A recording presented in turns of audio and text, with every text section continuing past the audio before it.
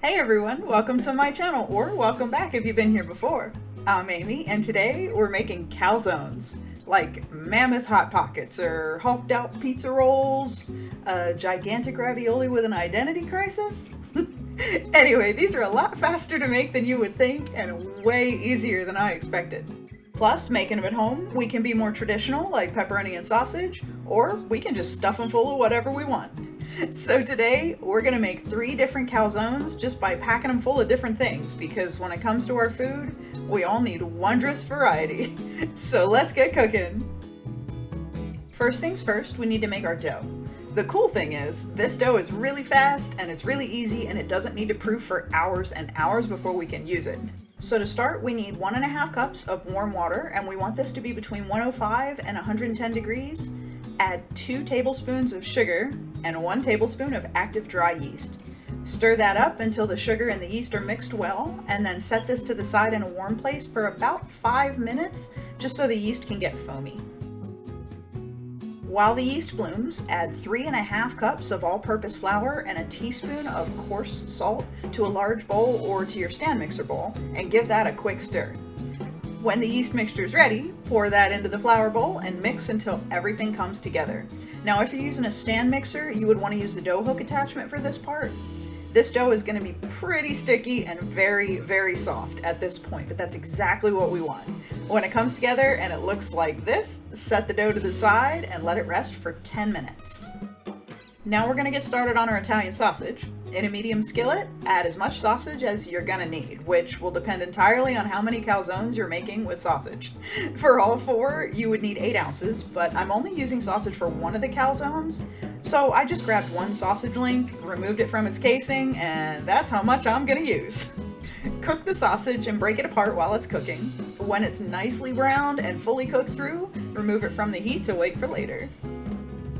Back to our dough, and at the 10-minute mark, it's time to portion this out for our calzones.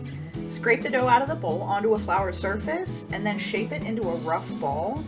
It may be a bit sticky still, but you can either flour your hands to keep it from sticking to your fingers, or you can also wet your hands as well. Either one will work to make the dough easier to work with. Next, cut the dough into 4 roughly equal pieces, and make each smaller piece into its own little dough ball.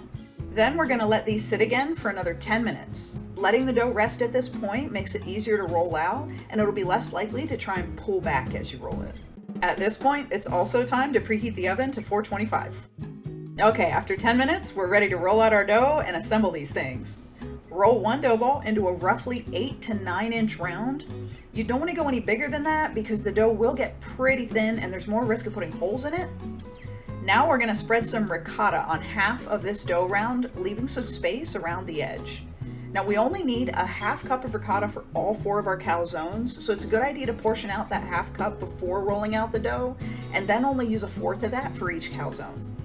After the ricotta, it's time for the meat. For this one, I'm only using pepperoni, so let's just layer on however much pepperoni makes us happy.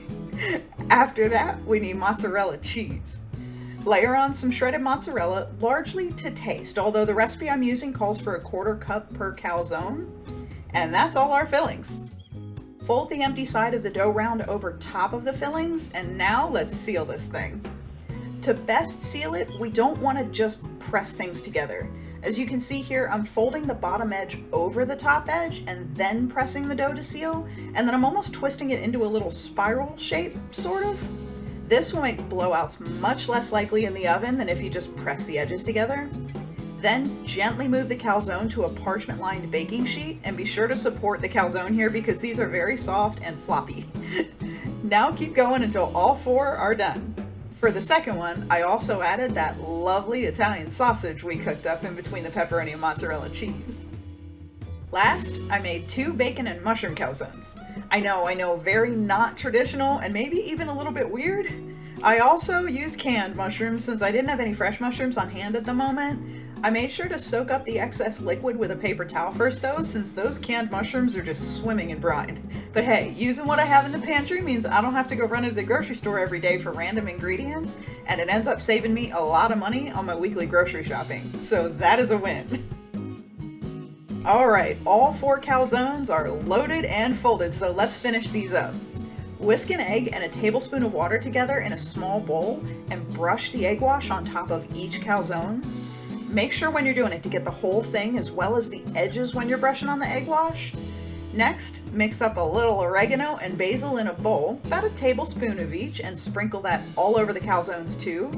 Little hint, you can also just use 2 tablespoons of Italian seasoning to keep it simple. Sprinkle 2 tablespoons of shredded Parmesan cheese over the calzones, which is going to get nice and crispy as these bake. And very last, use a sharp knife or bread lame like this and cut 3 lines in the top of each calzone so steam can vent and so that they don't blow up in the oven. Because cleaning that up would be a nightmare, and even worse, we would not be able to eat our calzones, and that would be terrible.